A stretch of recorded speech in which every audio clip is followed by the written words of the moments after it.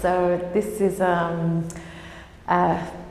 suppose, a solo show, we're saying, like a solo show containing my fantasy collection.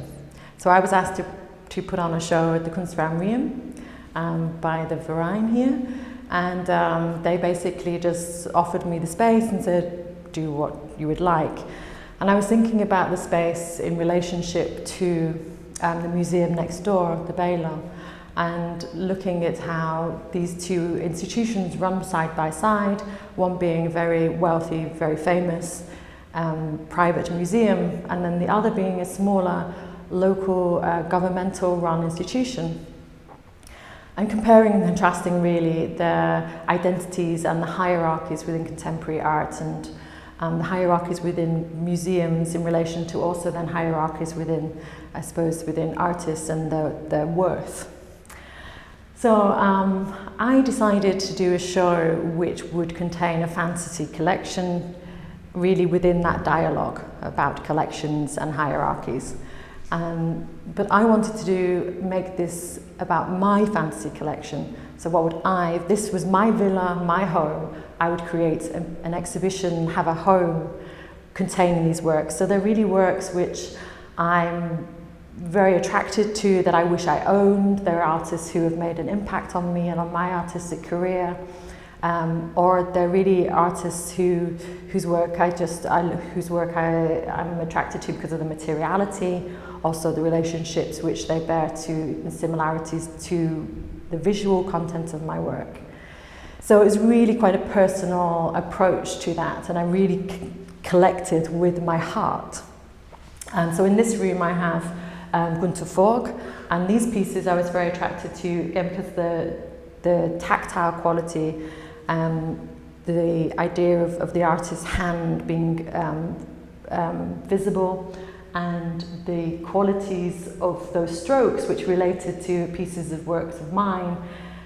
So those identities and connections, I was drawing together visual language between Günther Förg's work and this particular works, which are images, this wallpaper which is images of a plaster cast of a photographic developing tray. So very different contexts and very different strategies, but yet somehow their visual language talks to each other.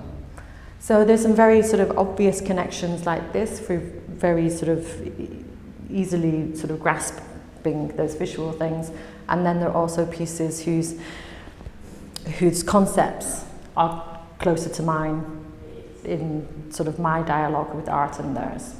So I work across many media, and but very sculptural. Essentially, I work in with spaces, so responding to spaces, responding both to the physical structure but also to the historic context. And I use a lot of materials such as wallpapers and curtains and plaster, and a lot of it begins with photography. So the plaster works come from this idea of making three-dimensional forms, from molds, creating positives and negatives as in photography, what I call my poor man's 3D printing, which is just taking the object and filling it with plaster. I use a lot of DIY materials, so a lot of things from the home. So I grew up in a large family with a father who's a builder, and I watched him take these materials and create homes and buildings, but these materials were always hidden within the fabric of buildings. And I wanted to somehow draw the attention back to those sort of utilitarian materials and bring them to the fore. So I was doing this through both these applications directly into buildings, but also taking images and creating faux effects as well. So a combination of real materials and copies of materials and things which imitate materials. So yeah, there's quite a few different layers going on, but they're all evident in this show. This piece is from Wolfgang Tilmans, and it's called Paper Drop. And it's a piece which I've loaned for the show from Fundación Basel, just next door. So I wanted this connection with the Basel Museum, to draw and highlight again these hierarchies with museums and collections and sort of like global importance. Wolfgang Tilmans is a very globally important artist, but what draws me to Wolfgang Tilmans is his relationship to photography, which obviously I also have a very close relationship with photography, and also I have been through similar processes as he has, with this idea of being an artist who uses photography but not a photographer. And there's always these hierarchies within how one describes one's position as a creator using the photographic image. So it's always been, I think, a dilemma as well as to how you brand yourself. And I know that this is a thing which he's spoken about within his career. But talking about this work in particular and why I'm attracted to this is also Wolfgang's, again, this is a photograph of a photographic image. So it's also representing this three-dimensional form in this two-dimensional form, and then also the idea that it's a photograph of a photograph, so referencing itself and its physicality, and also its, I suppose, its limitations in reproducing depth, etc. And this piece was very, very good in this sort of formalism relating to these pieces, the curtains within this room, which are also a photographic image upon a different material, which also has this trompe-l'oeil effect. It's also a photograph of a curtain on a curtain. So in a way, similarly mirroring what's happening in this photograph, I'm mirroring that in the curtains, the photograph of the curtains on the curtains in the room too. And also, of course, they're very closely related with the colours, and then, say, with this sort of like the soft flowing shapes mirroring each other. So this is my lobby. So when one enters into the villa, I have this lilac lobby. And this room in particular references an architect, Scottish architect called Robert Adam from the late 1800s, and he decorated a lot of the grand houses in England. So this is very typical of his kind of architectural sort of interventions in his taste. The rooms and the ceilings would be painted in pastel colours, and then he would have a lot of white stucco, lots of coving and cornicing, and then sort of very ornate sort of cherubic sort of referencing and garlands, etc. So I wanted to create a similar kind of entrance into the villa, and so here I put in all of this cornice work, which is all part of the show. So I created this with several different pieces of wood and put it together into these linear formations. And the cornice works go very well with this piece, which is a piece from Roger Ackling. Roger Ackling was a British artist who has been working up until the last 30 or 40 years.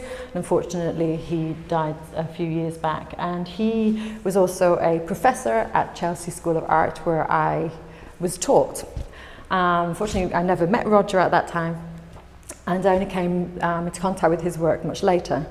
And I particularly like his technique and the closeness again with the materials that he uses. So on these pieces, these are all driftwood. All the pieces are all different shapes of wood. And first of all, he would collect these pieces of wood from the beaches, wherever he was, from his home in England to holidays in Ibiza. And I think this one actually it was from Corfu. And he collects the wood, and then he very meticulously burns lines in the wood with sunlight. So each of these are made with the magnifying glass. It's very sort of like this quite classic technique of creating marcations in wood with the sun, which of course links very well with photography.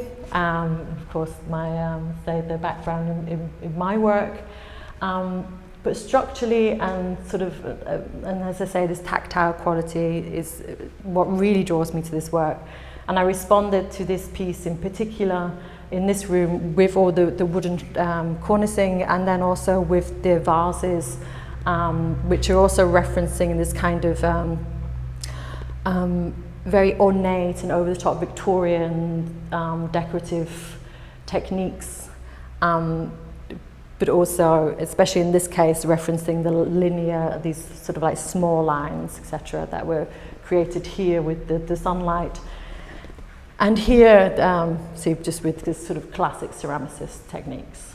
So in this room, I have a piece by Helen Chadwick. Helen Chadwick was a big influence on me earlier on in my career and in my studies especially. I discovered a book of hers in the local library and was fascinated by her use of photography in three-dimensional form. So she created a lot of images and placed them onto three-dimensional form, sort of in early days when really there wasn't much technology to be able to do this. She created ways of making these two-dimensional images into three-dimensional forms within space, becoming very sculptural and having this extra dimensional qualities. She also has a series of works which are made from different materials such as bronze. In this case, she cast, first of all, this is called a piss flower. And the piss flower was created by peeing in the snow. Both her and her husband, they both peed into the snow, and then the negative space that was left was filled with plaster, and then this plaster was then used to create a cast, and which was then cast into bronze. So here what we have is this, these kind of two distinct shapes. First of all, we have the phallus in the centre, which was actually created by the female's piss, by Helen's pee, and then around here we have what she was calling referencing the vulva, and this was created by her husband's pee. So she was very concerned with feminist philosophy and thoughts, and she was referring a lot to these in her work. And in this case, obviously, this one is very much concerning that as well, with the sort of this reversal of the phallus and the vulva. So yeah, and then she created obviously this form, which is a flower. So again, sort of like taking these sort of supposed feminine qualities and sort of subverting that. Which is something as well which I was doing with my installation within this space, where I created these ceramic lamps which are also referencing flowers. Again, they're all sort of the utilitarian qualities of this sort of domestic items are very much on show, so all the cabling and these hanging implements, etc. And then I've placed these on top of these plaster panels, which again is sort of referencing sort of this home decorating techniques and taking the plaster and creating a decorative feature rather than sort of covering up into the space to be just sort of like a part of the fabric of the building. But this piece, so the flowers are also, they're called the Triffids, and Triffids was a sci-fi series in the 60s and books of these killer plants. This actually, this back panel is called monkey muck, and monkey muck is what in the trades they called the men, they called asbestos. And the men who put the asbestos on the walls were called monkey men. So in the same way you would call bricklayers brickies and carpenters chippies, the asbestos, so specialists, were monkey men. And this piece is called monkey muck, and it's actually also, it's a bit of homage to sort of working class people who die doing an honest day's work, and rather tragically actually are still fighting for recompense. And this again is referring back to this aspirational aesthetics and this idea of betterment and bettering ourselves, which is often through the embellishment of our persons and also our homes, our property, etc., which is a lot of where the sort of the inspiration for the interiors of this whole villa have come from, is this idea of taking a space and making it appear better or more noble or more rich than it actually is.